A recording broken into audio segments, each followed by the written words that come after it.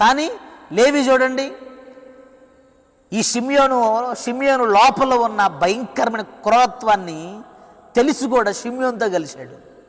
ఈ షిమ్యోను లేవిలో ఉన్న క్రూరత్వాన్ని తెలిసి కూడా ఇద్దరు కలిశారు. ఇద్దరు కలిస్తే ఏమైందండి?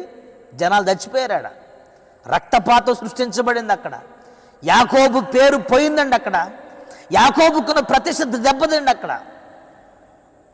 ఇది ఈరోజు చూడండి, తల్లిదండ్రులు ఆత్మీయులైతే పిల్లలు ఆత్మీయంగా లేరు. ఈ రోజున పిల్లలు ఆత్మీయంగా ఉంటే తల్లిదండ్రులు ఆత్మీయంగా లేరు. భార్య పరిశుద్ధమైన భక్తి చేస్తూ ఉంటే భర్త ఆ విధంగా లేడు, భర్త పరిశుద్ధంగా భక్తి చేస్తూ ఉంటే భార్య ఆ విధంగా లేదు. అత్తలో సమర్పణ కలిగిన మంచి భక్తి ఉంటే కోడలు అవివేకంగా తయారవుతుంది.